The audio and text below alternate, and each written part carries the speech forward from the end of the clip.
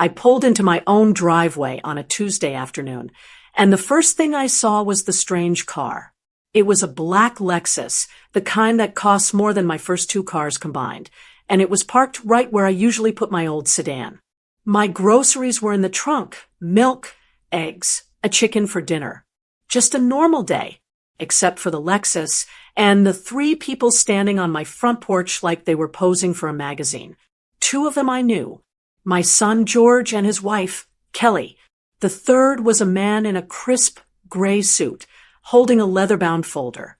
For a second, I just sat there in the driver's seat. The engine was off, but the silence in the car felt loud. You know, that feeling when your brain just stops, when what you're seeing is so wrong that your mind refuses to process it. That's where I was. George was turned toward the man, nodding at something he was saying. Kelly was smiling. Not just any smile, but her bright public relations smile, the one that never quite reached her eyes. She was pointing at the new trim I'd had installed last summer. My trim. I finally opened the car door. The sound of it closing seemed to crack the air. All three of them turned. George's face went white. He had the decency to look like he'd just been caught stealing, his eyes darting from me to the stranger and back again. He couldn't even look me in the eye. Kelly, though, she didn't flinch.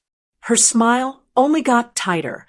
"Mom," George said, his voice coming out a little too high. You're home early." "I live here, George," I said. My voice was steady. That surprised me. Inside, my heart was hammering against my ribs like a trapped bird. "My groceries are in the car." The man in the suit stepped forward, his hand outstretched.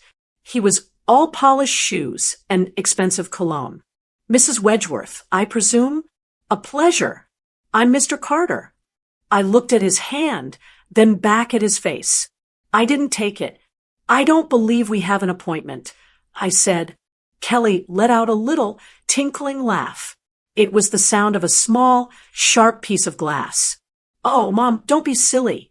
This is Mr. Carter. He's just admiring the house." "Admiring?" I repeated. I looked at the "for sale" sign that wasn't on my lawn, but the whole scene screamed open house. "It looks like more than admiring. Kelly." George finally spoke, rubbing the back of his neck. "Mom, we need to talk." But Mr. Carter was just saying what a lovely property this is. Mr. Carter, to his credit, looked deeply uncomfortable. He was a salesman, not a family counselor. He opened his folder. "Yes, well, as I was explaining to George and Kelly, the market in this neighborhood is exceptional. And for a house with this kind of character, well, it's a rare find." He was looking at me, but I was looking at my house. This house, the one Edward and I built from the ground up. I didn't just buy this house. I built it. I remember arguing with the contractor about the footings for this very porch. I remember spending a whole weekend, just me and Edward, staining the cedar planks for the back deck, our hands and clothes covered in sticky brown. Every brick, every window, every squeaky floorboard was a memory. This wasn't just a property. It was the physical proof of my entire adult life, of 50 years of sacrifice, of a marriage, of raising a son. This house was built on double shifts at the hospital and Edward's overtime at the plant. It was built on skipped vacations and secondhand cars. And here was my son, the boy I'd raised in these walls, standing on the porch with a stranger, acting like it was just a pile of wood to be sold to the highest bidder. I must have been quiet for a long time, because Mr. Carter cleared his throat. As I was saying, he continued, trying to get back on his script. "The $600,000 asking price is a very solid starting point. Very solid. In fact, I think we'll see offers above that, given the location." The world tilted. It wasn't the price that shocked me. It was the number itself. $600,000. That wasn't a random guess. It wasn't a Zillow estimate. That was the exact to the dollar number from the private appraisal I'd gotten last year for my estate planning. The appraisal that was, at this very moment, locked in the bottom drawer of my desk. In my study, my eyes snapped from Mr. Carter to Kelly and then to George. The air left my lungs. This wasn't a surprise visit. This wasn't an impromptu chat about the market. This was planned. They had gone into my desk. They had taken my private papers. They had contacted this man and brought him to my home while I was out buying groceries to sell it out from under me. I still hadn't taken Mr. Carter's hand.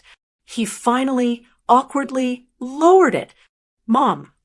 George tried again, taking a step toward me. "Why don't you go inside? We can talk about this later." "Talk about what, George?" I asked. My voice was low, and all the trembling inside me had suddenly stopped. It was replaced by something cold and hard. "Talk about how you're selling my home, or about how you got the price." Kelly stepped in, putting a hand on George's arm. "Now, Felicia," she said, calling me by my first name like she always did when she was trying to manage me. "Let's not be dramatic. We're just exploring options. For your own good. This place is too big for you." Mr. Carter looked at his polished shoes. "You know," he said, closing his folder, "I think I'll come back another time. It seems I've caught you at a bad moment." He fumbled in his pocket and pulled out a business card, holding it out to me. "Please, Mrs. Wedgeworth, call me when you've had time to discuss it with your family." I took the card. My hand was perfectly steady. "Thank you, Mr. Carter. You've been very informative." He gave a curt nod, hurried back to his shiny Lexus, and pulled out of my driveway, leaving a heavy, toxic silence in his wake.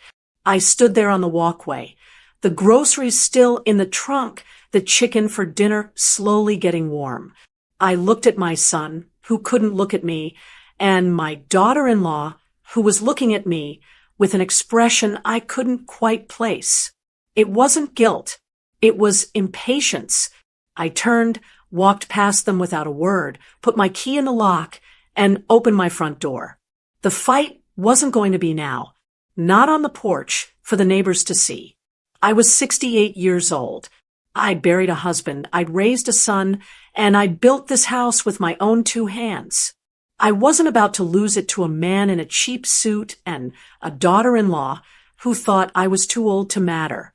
They didn't know it yet, but they had just made a terrible, terrible mistake. They thought I was a frail old woman. They'd forgotten who I was. I walked into my kitchen and set my purse on the counter. The house was quiet. Too quiet. I heard the front door click shut behind me. They were following me in. Of course they were. The show was over, and now it was time for the private performance.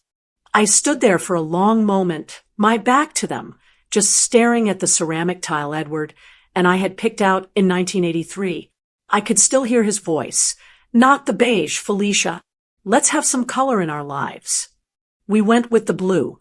"Mom." George's voice was tentative, like he was afraid I'd break.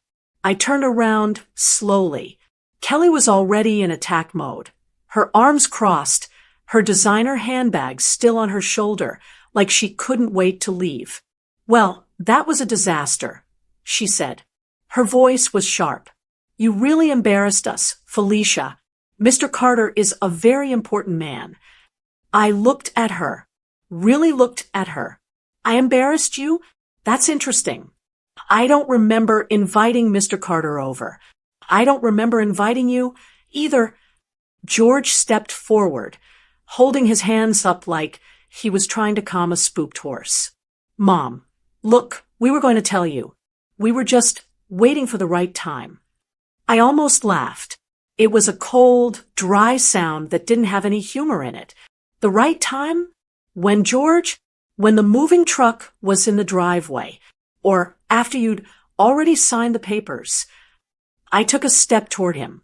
"You didn't think I'd find out, did you? You didn't think I'd notice my own home being sold out from under me? No one is selling anything." Kelly snapped. "We were just exploring options." getting a valuation. He called it an asking price. Kelly, I said, my voice as hard as ice. He said $600,000. My asking price, apparently. A number that you could only have gotten from the locked drawer of my desk. Did you jimmy the lock, or did you just steal my key? George's face crumpled. He couldn't lie, not well anyway.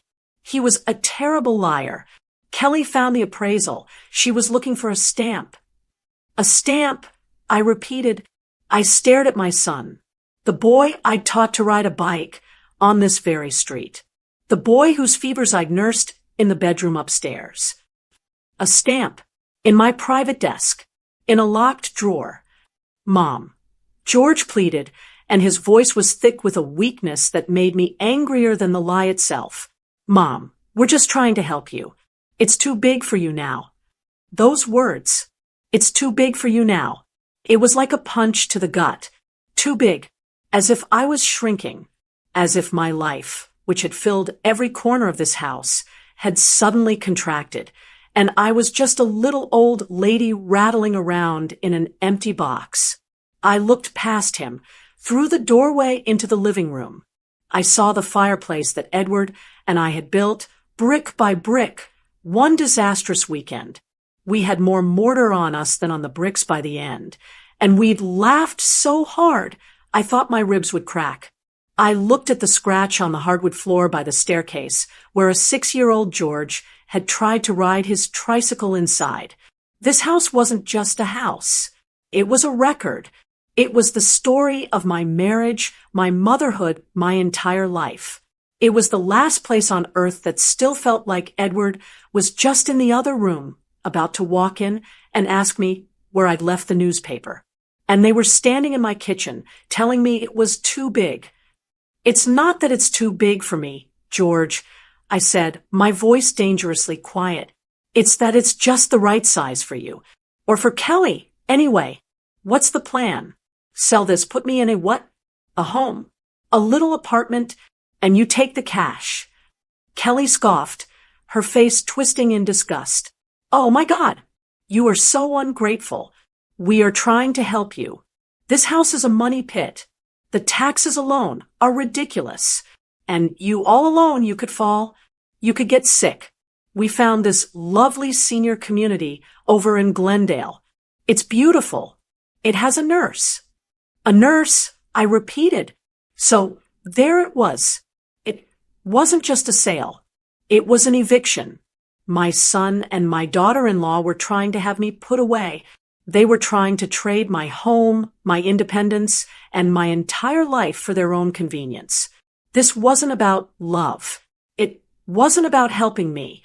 It was about disrespect.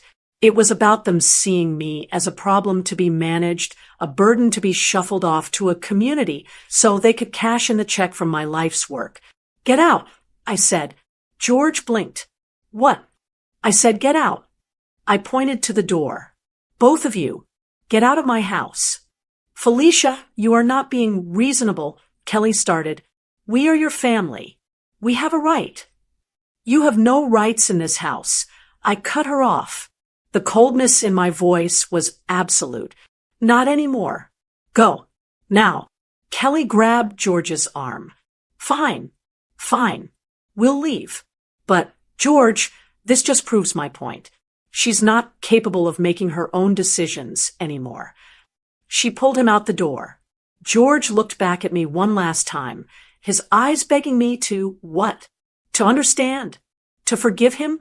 I just stared. He turned and followed his wife. I listened to their footsteps on my porch, the one I built. I heard 2 car doors slam. I heard the sound of their tires pulling away. I stood there in the silence of my kitchen. The groceries were still in the trunk. The milk was probably getting warm. I didn't care. They thought I was old. They thought I was weak. They thought I was too big for my own life. They had no idea who they were dealing with. After the car door slammed, the silence in my kitchen was deafening. I finally went outside, my movements stiff, and pulled the grocery bags from the trunk. Milk, eggs, chicken. The simple, normal things of life. I put them away, my hands working on their own. I wasn't just angry. I was cold. It was a coldness that started deep in my bones. I sat down at the kitchen table, the one Edward and I bought at a yard sale, and refinished ourselves. I ran my hand over the oak grain, feeling the small groove where I'd once dropped a heavy pot. Kelly was right about one thing. The taxes were ridiculous. This neighborhood, Scottsdale, had ballooned around us. What was once a dusty lot on the edge of town was now prime real estate. But they didn't know the first thing about this land. I remember when Edward and I first stood here. It was 1975. There was nothing but dirt, tumbleweeds, and a whole lot of sun. We weren't rich. I was a nurse, working nights, and he was an engineer at the small plant. We had nothing but a beat-up Ford and a dream we'd sketched on a napkin. It's too far out. Felicia, my own mother had told me. There's nothing here. There's us, I'd told her, and we'll build the rest. And we did. We saved every single penny. We lived in a tiny, cramped apartment where you could hear the neighbors breathing. I packed Edward's lunch every day. No movies, no dinners out. Every spare dollar went into a savings account labeled the land. When we finally bought this lot, we couldn't even afford to build on it for another 2 years. We'd come out on weekends with a thermos of coffee and a blanket and just sit on the dirt. We'd point at nothing and say, the kitchen will go here, or that's where our son's bedroom will be. When we finally broke ground, we did most of the work ourselves. Not the big stuff, not the foundation. But the rest, that was all us. I learned how to frame a wall right alongside my husband. I learned how to lay tile. I remember one weekend we were trying to hang the drywall in the living room. It was heavy, awkward, and we were failing. I was covered in sweat and dust, on the verge of tears. And Edward, he just started laughing. He had this big, booming laugh. He said, well, Leisha, I guess we're just not very good at this. I looked at him, and I was so tired I wanted to quit. But then I saw the determination in his eyes, underneath the laugh. He wasn't giving up. I said, get another hammer. We're not good at it, yet. We finished that wall. It took us until 2 a.m, but we did it. And when we were done, we sat on the floor, drank warm beer, and admired the ugliest drywall job in Arizona. But it was ours. That's the woman I was. That's the woman I am. I didn't just carry on. When Edward passed 5 years ago, I grieved. My God, I grieved. Losing him felt like losing a part of my own body. The silence in this big house was a physical weight. For the first year, I'd still make 2 cups of coffee in the morning out of sheer habit. But I never once thought, this is too much for me. I never thought, I can't handle this. I'd handled a lot worse. I'd handled poverty. I'd handled skepticism. I'd handled loss. I paid the bills. I learned how to fix the leaky faucet myself. I climbed the ladder at 65 to clean my own gutters, though George had a fit when he found out. This house wasn't a burden. It was my partner. It was the legacy Edward and I had built together, and it was the fortress I had maintained on my own. It was proof that I was not a weak, frail, or incapable person. And that's what they had forgotten. That's what George, my own son, had forgotten. He saw a gray-haired woman who baked cookies and asked about his 401k. He'd forgotten the woman who'd hammered nails with bloody knuckles. Kelly, of course, never knew that woman. She just saw an old lady living in a house that was worth a lot of money. She saw an asset, an obstacle. I got up from the table and went to my desk, the one they had rifled through. The lock was simple, and I saw the tiny scratches on the metal. Kelly had been clumsy. I am not a dramatic person. I am a nurse, or I'm practical. I'm methodical. You don't panic when things go wrong. You assess the situation, you make a plan, and you execute it. And as I stood there, looking at the violation of my desk, I knew what I had to do. They had mistaken my kindness for weakness.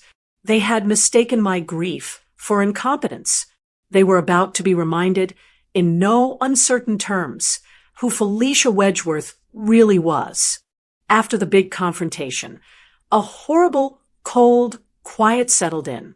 Of course, George called. A few days later, he was crying. I'm not sure I'd heard my son cry since he broke his arm at age 12. Mom, I'm so sorry, he said, his voice thick. Kelly she was stressed. We've been worried about money. She worries about you. She didn't mean it like that. He gave me a dozen excuses, all of them weak as water. But he's my son, my only child. You don't just slam the door on your son's face and lock it forever, even when he deserves it. You just don't. I'd been a mother for 40 years. It's a hard habit to break. So I let him back in. I said, we can talk, George. And when I let George back in, Kelly came with him. She was attached to his arm, looking smug, as if she'd won. She didn't apologize.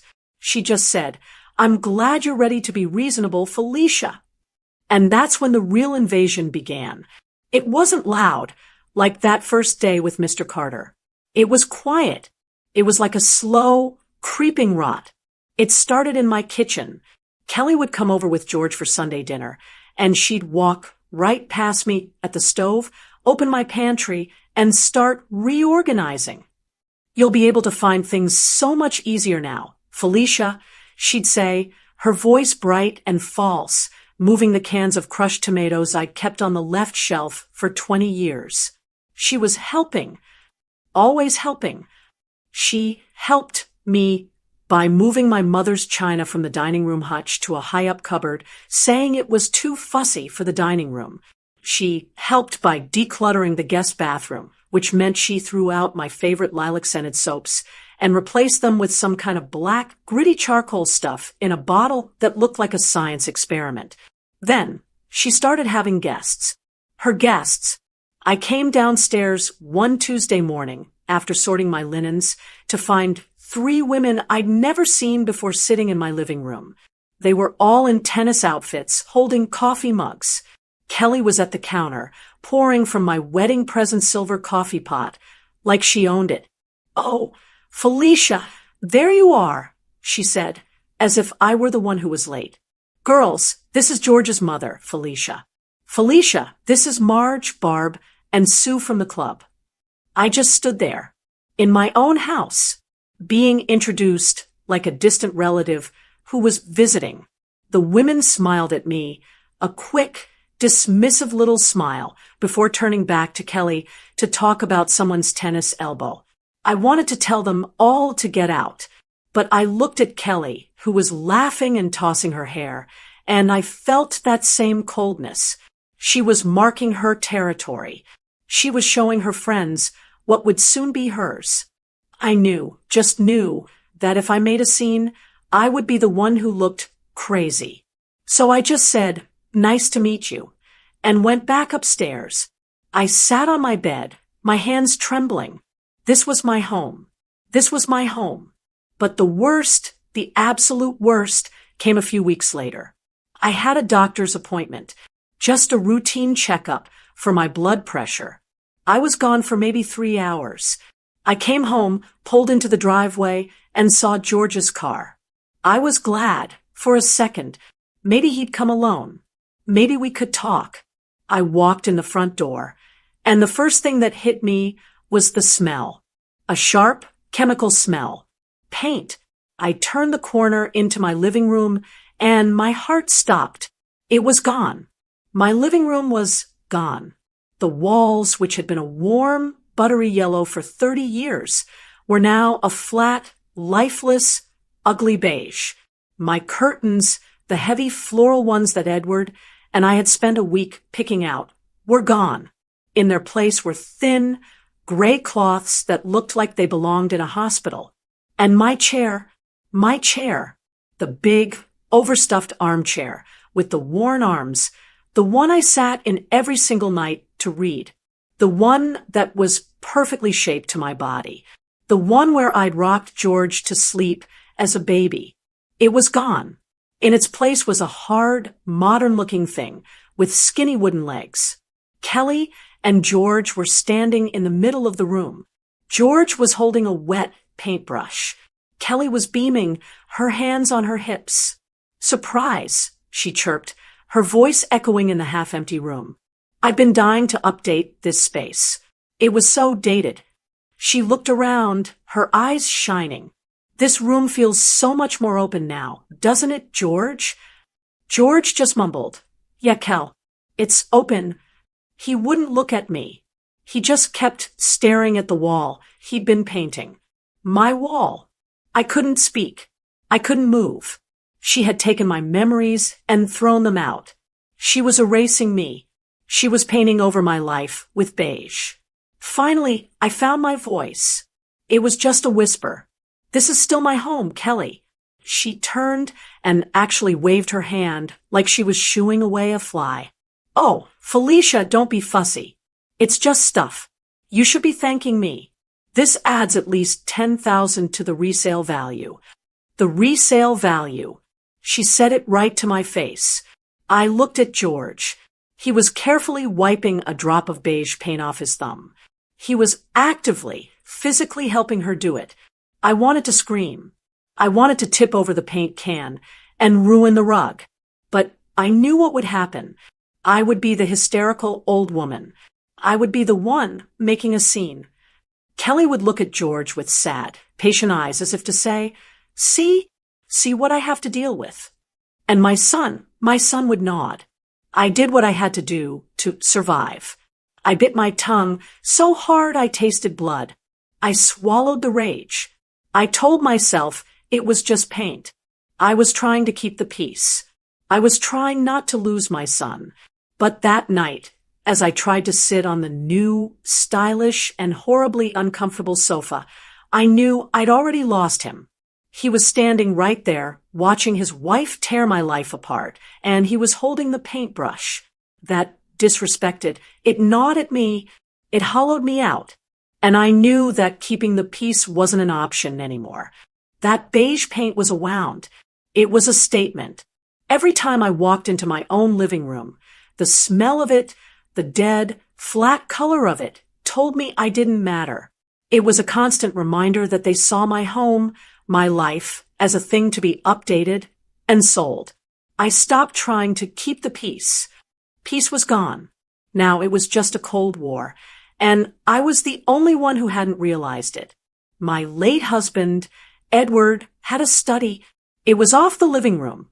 A small room with built-in bookshelves where he kept his engineering texts and his old blueprints. It was his sanctuary. After he passed, I'd mostly kept the door shut. It was the one room I hadn't changed. The scent of his pipe tobacco and old paper still clung to the air. Or, at least, it used to. In the last few weeks, I'd noticed the door was always open. I'd hear Kelly in there, her voice sharp and businesslike on the phone. "Just taking a work call. Felicia," she'd yell out, not even looking up. George had moved a second monitor onto Edward's desk. "It's just easier to work from here, Mom," he'd said. So I can keep an eye on things." They had taken his room. They had invaded the last truly private space in my home and turned it into their war room. It was a Tuesday night. They'd gone to some dinner with Kelly's colleagues. The house was finally, mercifully, quiet. I stood in front of that study door for a long time. I wasn't just angry anymore. I was afraid. But not of them. I was afraid of what they were doing. I was afraid of what I didn't know. That fear pushed me forward. I wasn't a guest. This was my house. I opened the door. Kelly's perfume hit me first. That sharp, expensive smell that covered everything. It had replaced the smell of pipe smoke. Edward's desk was buried under their life. George's laptop was open. A stack of Kelly's planners and notebooks sat where my husband's reading glasses used to be. I wasn't snooping. I was conducting an investigation. I was a homeowner checking on an infestation. I looked at the desk. I didn't know what I was looking for, but I knew I'd know it when I saw it. There was a pile of folders, not even put in a drawer. They weren't trying to hide. They just assumed I was too old or too stupid to look. The top folder was labeled simply House. My breath caught. I opened it, and there it was, the $600,000 appraisal. Not my old one, but a new, fresh copy they had ordered themselves. In the margins in Kelly's neat, sharp handwriting were notes. Solid starting point. Check comps. Ask Carter about staging. Underneath it, a call log. A printout from a cell phone. Kelly's number was at the top. And listed below were the names and numbers for 4 different real estate agencies. She wasn't just exploring. She was interviewing. She was negotiating. My stomach twisted. This was real. This was happening. I kept digging. I saw a stack of open mail, half stuffed back into their envelopes. They were addressed to Kelly at my address. She'd started having her mail sent here. I know you're not supposed to read other people's mail, but I was well past supposed to. They were credit card statements. One from a high-end department store. I unfolded it. The balance was $18,400.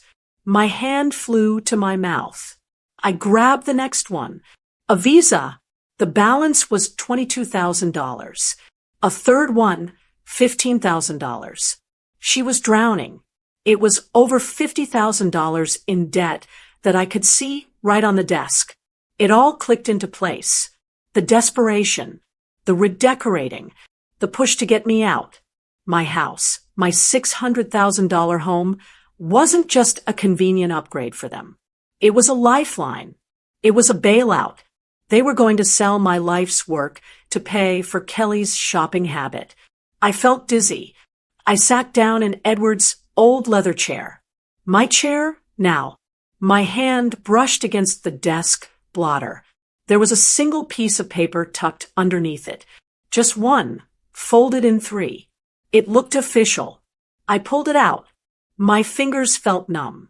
It was a durable power of attorney. I read the words. It granted the agent full, unlimited power over the principal's finances, property, and medical decisions.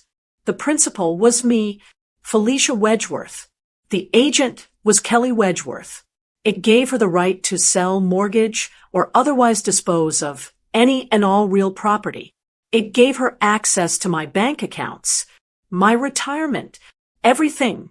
My eyes scanned down to the signature line at the bottom, and I saw my name, Felicia Wedgeworth. I stared at it. It was a good forgery. It was very, very good, but it wasn't mine. I always make my F with a straight back. This one was curved. I never looped the W. This one was looped. They had forged my signature on a document that gave them the legal right to steal everything I owned. The air left my body. This wasn't disrespect. This wasn't helping. This was a crime. This was a cold, calculated criminal act. They were trying to steal my house, my money, and my life, and they were using my son to do it. I sat there in the silence in my husband's office, and the woman who had been weeping over beige paint was gone. The hurt was gone. The sadness was gone. All that was left was ice. I carefully folded the paper. I didn't take it. That would be a mistake. They'd know I'd been there. Instead, I pulled out my phone. I laid the power of attorney flat on the desk. I took a clear, bright picture of the whole document, making sure the signature was sharp. I took pictures of the credit card bills. I took a picture of the call log. I took a picture of Kelly's notes on the appraisal. I put everything back, exactly as I had found it. I tucked the POA back under the blotter. I turned off the light. I closed the door. They thought they were dealing with a frail old lady. They thought they had backed me into a corner, but I wasn't cornered. I was gathering evidence. I wasn't just being disrespected. I was being robbed. And I was about to start playing dirty, too. I slept in my own bed that night, but I didn't rest. I was just waiting for the sun to come up. The woman who went to bed wasn't the same one who woke up. The fear and the shock were gone. I was a nurse again, and this was a disease. Kelly was a sickness in my family, and George was infected. You don't get emotional about a disease. You diagnose it, and you treat it. The next morning, I did something I hadn't done in 30 years. I went to a payphone. It felt ridiculous, standing on a street corner, holding that clunky plastic receiver. But I wasn't stupid. I wasn't going to make a call from my home phone, where they could check the records. I called a lawyer, a man my friend recommended, a specialist in estate law. I didn't give my name. I just said I had a hypothetical situation. My friend, I said, found a picture of a power of attorney. She believes her signature was forged by her daughter-in-law. The lawyer's voice was calm. A photograph isn't the original document, but if it's true, that's a serious felony. It's fraud. It's elder abuse. Your friend needs to come in, file a police report, and contest it immediately. I thanked him and hung up. I stood there by the road, watching the cars rush by. A police report. Lawyers. Contesting. It all sounded clean and right. But I knew, with a certainty that made me sick, that it wouldn't work. It would be my word, a 68-year-old woman's word, against Kelly's. Kelly, who was so bright and slick. She would cry. She would tell George the first was confused. She would say I'd signed it and forgotten. She'd say I was getting paranoid, that I was having episodes. And George, my son, he would want to believe her. He would be stuck in the middle, torn apart, and he would end up paralyzed. The legal documents were just paper. They were complicated. George would get lost in she said. No, the legal documents weren't enough. Not for George. If I was going to save my home, I had to first save my son from her. And to do that, I had to show him exactly who he was married to. I needed proof that was simple, brutal, and undeniable. I needed to show him her character. The title of my life story had just been written. They didn't know I also knew how to play dirty. I went to an electronics store, the kind with bright lights and teenagers in blue shirts who know everything about computers. I felt like a dinosaur walking in. "Excuse me," I said to a young man. "I need a camera, a hidden one, to watch my new puppy." "A nanny cam," he said, not even blinking. He led me to a wall of boxes. "This one looks like a phone charger. This one's an alarm clock. This one's a smoke detector." I bought the alarm clock. It was small, black, and cost more than I was comfortable with. I paid in cash. Back home, I unwrapped it like it was a bomb. I spent an hour in my bedroom, with the door locked, reading the tiny instruction manual. I figured out how to insert the little memory card. I figured out how to aim the lens. I felt a strange, cold thrill. I was good at this. I was good at methodical, precise work. Then, I set the trap. I went to my jewelry box. I bypassed the diamonds. I bypassed my mother's pearls. I picked out a pair of sapphire earrings. They were Edward's first big gift to me after he got his promotion. They were valuable enough to be a temptation, and they were sentimental enough to make my blood boil when I thought about her touching them. I went into the study, their office. I put the new clock on the bookshelf, facing the desk. The lens was invisible. Then I took the sapphire earrings and I placed them on the desk right next to the keyboard, as if I'd taken them off while working and just forgotten. I looked at the setup. It was good, but was it enough? Kelly was in debt, but she was also arrogant. Maybe she'd think she was entitled to the earrings. I went and got my purse. I took out my wallet, and from it, I pulled 3 $100 bills. Cash I'd taken out for the groceries, for the month. I folded them and put them in a plain white envelope. I left the envelope sitting on the corner of the desk, next to a pile of mail. I was baiting the hook. I didn't have to wait long. They came over that Friday for dinner. It was a tradition.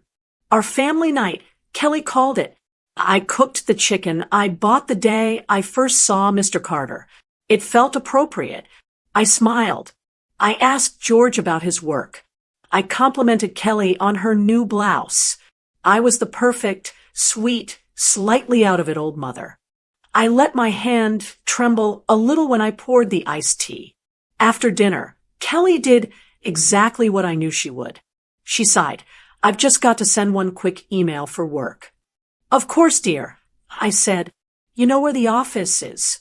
She walked into the study and shut the door. My heart was in my throat.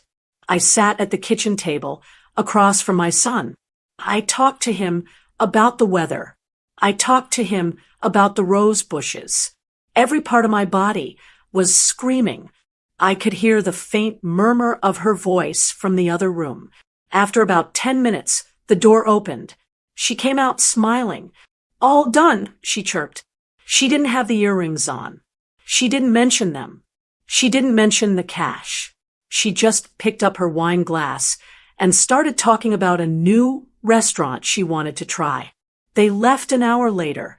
I hugged George. I let Kelly kiss my cheek. Her skin felt like ice. The second their car was out of the driveway, I locked the door and ran to the study. The earrings were gone. The envelope with the cash was still on the desk. I picked it up. It was empty. My hands were shaking, but not with fear. I unplugged the clock. I pulled the tiny memory card from the back. I went to my own computer, the old one in my bedroom, and pushed the card into the little slot. The file opened. I clicked play, and I watched. The video was clear. I saw Kelly walk in. I saw her sit down. She looked at the closed door. Then her eyes went right to the earrings. She picked one up. She held it to her ear, admiring herself in the dark computer screen. She looked at the door again. And then, fast as a snake, she slipped them into her pocket. Then, she saw the envelope. She picked it up, saw the cash, and looked at the door one more time. She pulled the $300 out, folded the bills, and tucked them into her bra. She tossed the empty envelope back on the desk. I watched it 3 times. The forged POA was her plan. This was her character. I saved the file. I copied it to a small USB drive, the kind you hang on a keychain, and I went to bed. I was playing dirty now. And the worst part, I was good at it. I had the evidence. I had the trap. Now, I just had to wait for the right moment to spring it. I let the silence sit for a whole week. I let them stew in it. I went about my life. I weeded the garden. I went to the grocery store. I even went to my monthly book club. On the outside, I was the same Felicia. On the inside, I was a general planning a campaign. I had the forged power of attorney photo. I had the video of her stealing my earrings and my cash. I had the truth. But just having the truth isn't enough. You have to know how to use it. On Thursday, I made the call. I called George's cell phone. George, honey, I said. I made my voice sound a little tired, a little sad. I know things have been tense, and I don't like it. I heard him sigh on the other end. I don't either, Mom. I really don't. I was wondering, I said, if you and Kelly would come for dinner this Saturday. A proper dinner. I'm making a pot roast. And I'd like to talk. I think it's time. The relief in his voice was so thick, I could have bottled it. Oh, Mom. Yes, of course. That's wonderful. We'll be there. What time? 7 o'clock, I said, and George, let's make it a nice evening. No more fighting. I promise, Mom, he said, and I knew he meant it. He thought I was surrendering. He thought his old, confused mother was finally giving in. That Saturday, I spent all day preparing. I didn't just cook. I set a stage. I went to the dining room and I opened the hutch. I took out my mother's china, the set Kelly had called fussy. I polished every piece. I took out the heavy silver flatware, the good crystal glasses. I ironed the linen tablecloth. I made the pot roast Edward had always loved with carrots and new potatoes. I baked an apple pie. The house filled with the smells of family, of tradition, of love. It was all a lie, but it was a necessary one. I put the little USB drive, the one with the video file, into the pocket of my apron. It felt heavy like a stone. At 7 o'clock, the doorbell rang. I opened it. Kelly was standing there, beaming. She was wearing a new dress. She'd won. She was here to accept my surrender. She even handed me a bottle of wine, a cheap one, but it was the gesture that mattered. George just looked relieved. He kissed my cheek. Mom, it smells incredible. It's good to have you both here, I said, and my voice was perfectly steady. Come in, come in. Sit down. We sat in the living room, my living room with its ugly beige walls. I didn't serve appetizers there. I ushered them straight to the dining room. Kelly stopped when she saw the table. Oh, she said, her eyes flicking over the china. Well, aren't we fancy? It's a special occasion, I said, smiling. It feels like a turning point. Please sit. The dinner was agonizing, but I was in complete control. I asked Kelly about her club. I let her brag about some fundraiser she was planning. I let her talk, and I watched my son watch her. He looked proud. He looked happy that the two women in his life were finally getting along. I watched Kelly eat the food I had cooked. I watched her drink wine from my mother's crystal, and I thought about the video of her hand slipping into my jewelry box, her face hard and greedy. We finished the pie. George leaned back, patting his stomach. Mom, that was the best meal I've had in I don't know how long. I'm glad, honey, I said. I set my fork down. I folded my linen napkin and placed it on the table. This was it. I'm glad you both came tonight. I started, and my voice was soft, but it cut through the room. They both froze, their smiles fading. George, Kelly, I've been doing a lot of thinking. These past few months, they've been hard, but they've also been clarifying. I looked at George. You said this house was too big for me. He tensed. Mom, No, let me finish, I said. You were right. It is a lot to manage. All the paperwork, the taxes, the upkeep at my age. I've been so stubborn. I saw Kelly's eyes light up. A bright, hungry light. She put her hand on George's arm, her perfectly manicured nails pressing into his sleeve. She was trying to silently tell him, don't talk. Let her do this. I continued.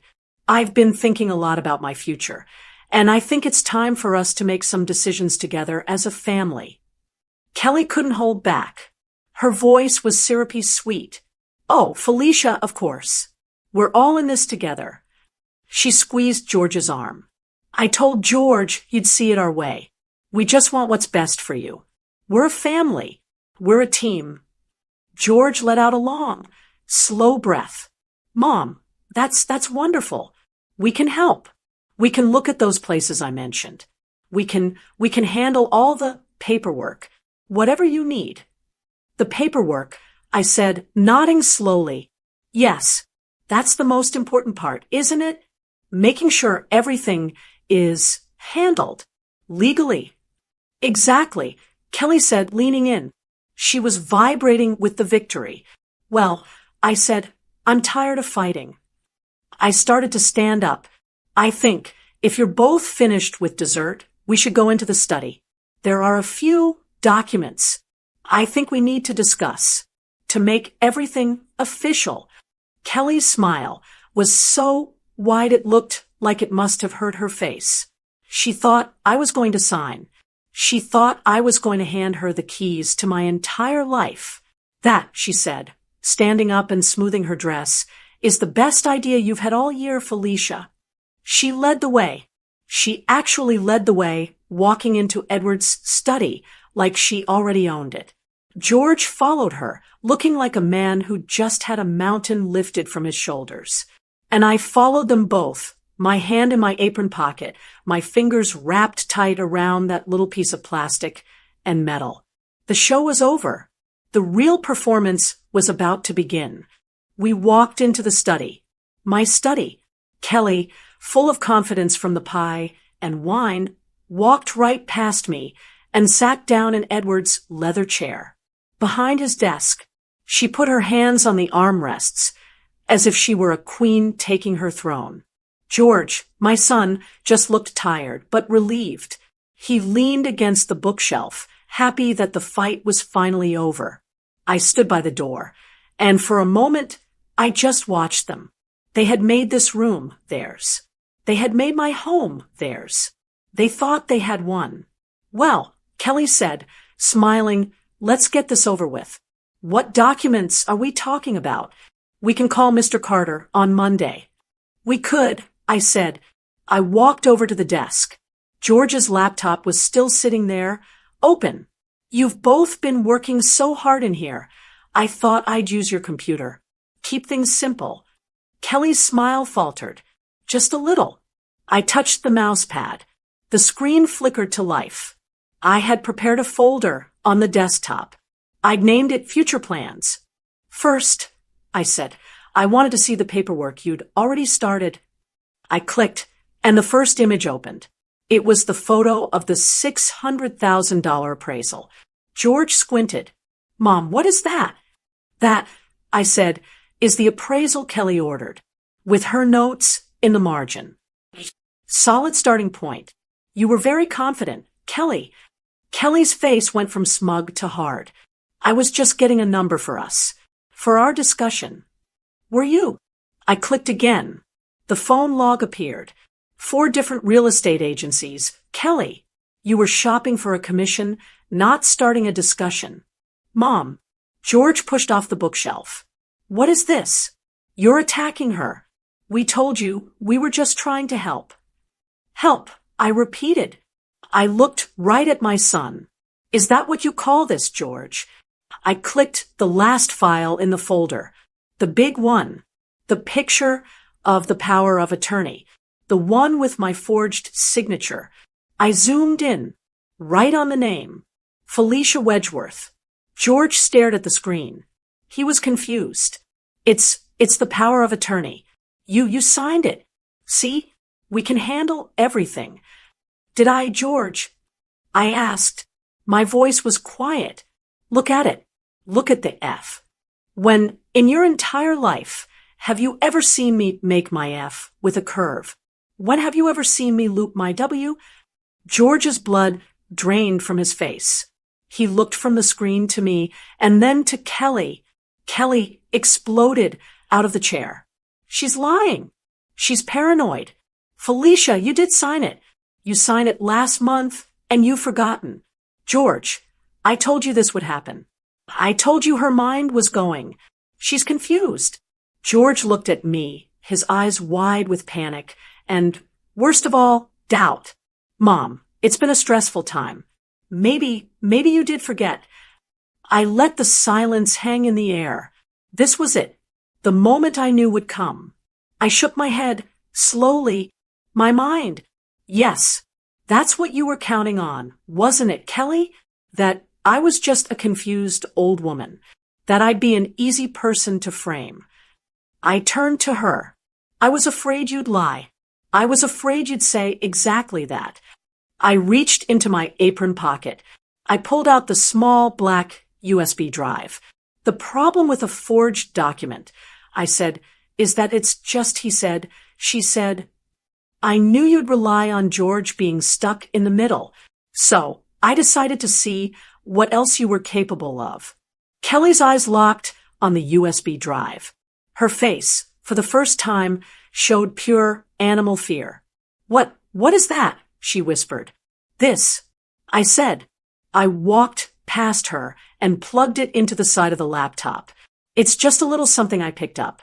You know what a nanny cam is, don't you, Kelly? You're so good with computers. I clicked on the file. I hit play. And I turned the laptop screen so all three of us could see. The room was dead silent. We watched the video of Kelly in this very room, walking in and shutting the door. We watched her eyes dart to the desk. We watched her pick up my sapphire earrings, my husband's first gift to me, and hold them to her ear, admiring herself in the dark screen. And then we watched her slip them into her pocket. We watched her see the envelope. We watched her pick it up, look inside, and pull out the $300 bills. We watched her, clear as day, fold the cash and tuck it deep into her bra. I heard a sound, a small, choking sound, like someone had been punched in the stomach. It was George. He was staring at the screen. He wasn't breathing. Kelly started to shake.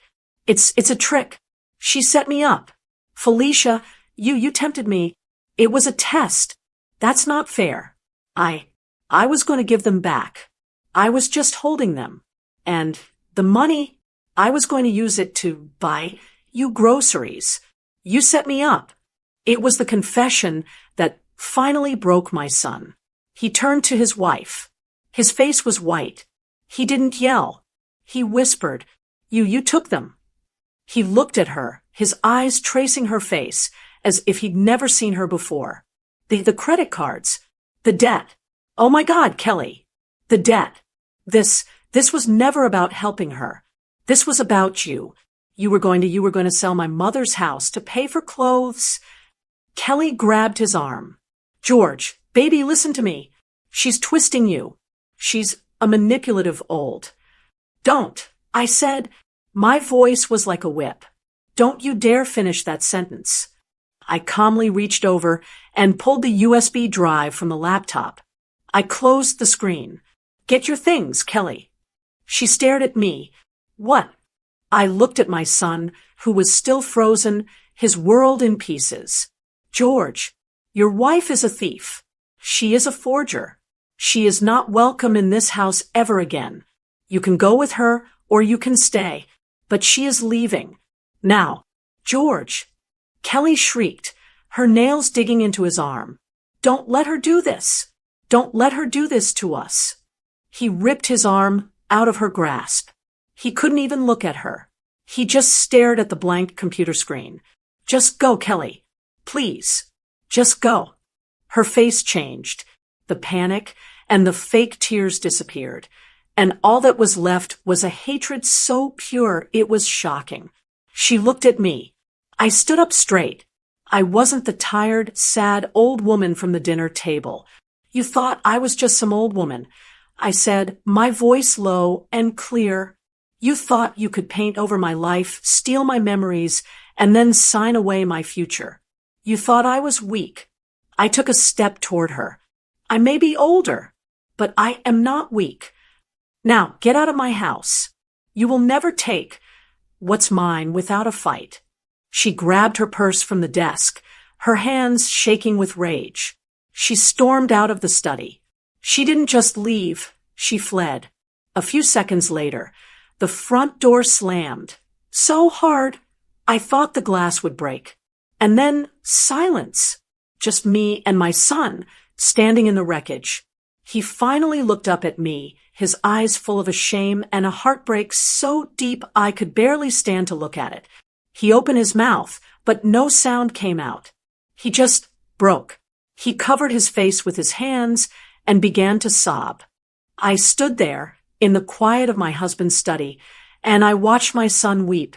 He cried like a little boy, his shoulders shaking. He was crying for his broken marriage. Yes, I could see that. But I think he was also crying because, for the first time, he truly saw himself.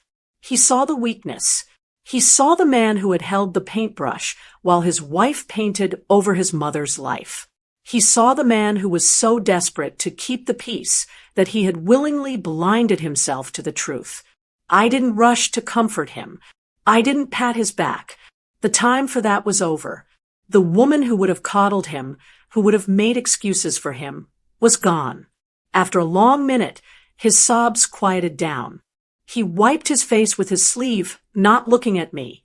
"Mom," he whispered, his voice thick. I don't know what to say. I didn't know.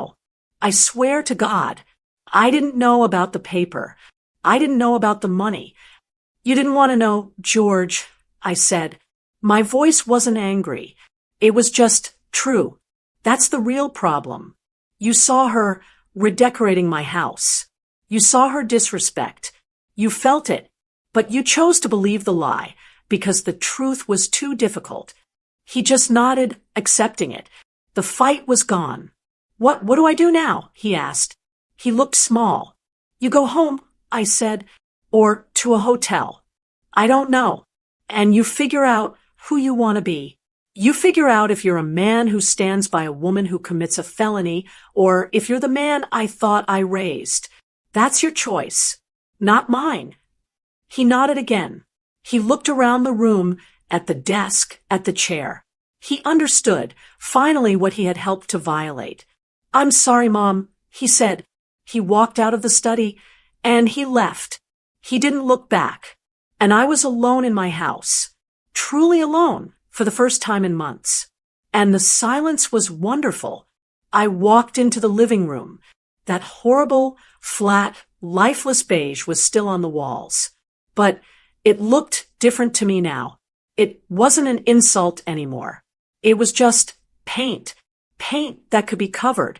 I sat down on that hard, stylish sofa Kelly had picked, and I thought about what I had done. The nanny cam, the trap, the earrings, and the cash. Was it a nice thing to do? No, it wasn't. A part of me, the part that was a nurse for 40 years, felt a little cold. I'm a 68-year-old woman. I'm supposed to be softer. I'm supposed to be the cookie-baking grandmother. But what I realized sitting there in the silence is that kindness is not weakness. And being nice is not a requirement when someone is trying to steal your life. They mistook my age for incompetence. They saw my gray hair and my quiet days, and they thought I was a finished chapter. They thought I was a problem to be managed, a burden to be helped into a small room in Glendale. What they forgot, what my own son forgot, was that I am the woman who built this house with my own 2 hands. I'm the woman who buried a husband and did not fall apart. I have a spine made of steel, and it just took this betrayal to make me find it again. I'm telling you this story. I'm telling you because I know I'm not the only one. I know there are so many of you out there, women of my age, who have felt invisible, who have felt people talk over you at the dinner table, people who make decisions for you about your life as if you're not even in the room. They see us, they see our wrinkles and our quiet ways, and they think we are weak. They think we are too much trouble. They think our lives are too big for us. They want us to go quietly.